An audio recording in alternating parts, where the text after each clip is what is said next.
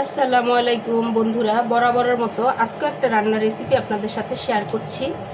আর আমার আজকের রেসিপিটা হলো পেঁপে আলু দিয়ে ভাজি। এখানে আমি দিয়ে দিলাম পেঁয়াজ কুচি এবং রসুন কুচি, দিয়ে দিচ্ছি তেল। প্রতিদিন রান্নার থেকে একটা একটা আইটেম আপনাদের সাথে আমি শেয়ার করি। যাই রান্না করি প্রতিদিন ওই অনুপাতে একটা করে আইটেম শেয়ার করি। দিয়ে দিচ্ছি একটু সামান্য আদা রসুনের পেস্ট। দেখতেই পাচ্ছেন চা চামচের কতটুকু দিয়েছি, 3 ভাগের 1 ভাগ। হালকা ভেজে নেব।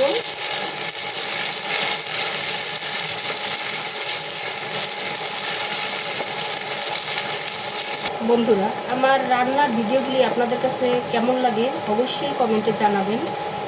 যদি কোনো কিছু পরিবর্তন করতে হয় বা আপনাদের মতামতটা জানতে খুব ইচ্ছে করে। পেঁয়াজ রসুন ভাজা হয়ে গেছে, এখন দিয়ে দিচ্ছি পেঁপে আর আলু।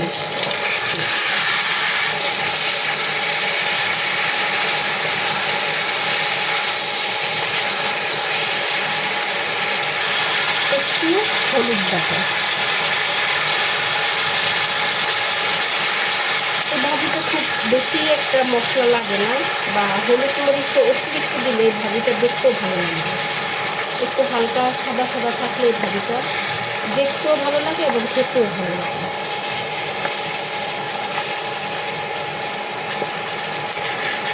সামান্য একটু পানি। এখন যে জিনিসটা দিব সেটা হচ্ছে ডাল। আমি মুসুরির ডাল দিয়ে দিলাম।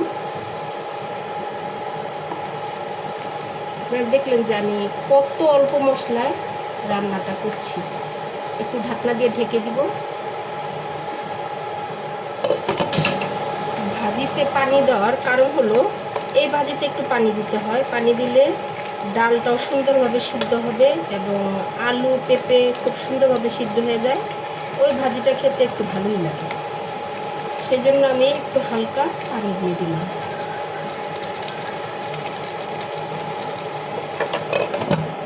এখন দিয়ে দিচ্ছি কাঁচামরিচ আর হলো লবণ।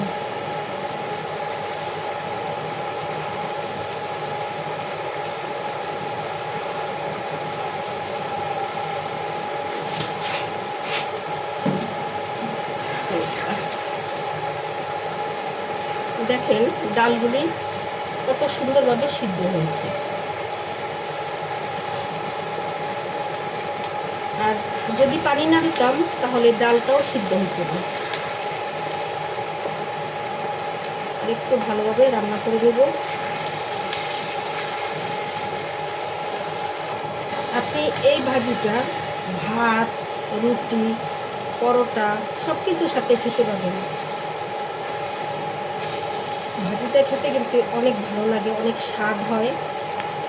একবার ট্রাই করে দেখবেন এবং আমাকে জানাবেন কমেন্টে কেমন হয়েছে। এখন দিয়ে দিব একটু ধনিয়া পাতা।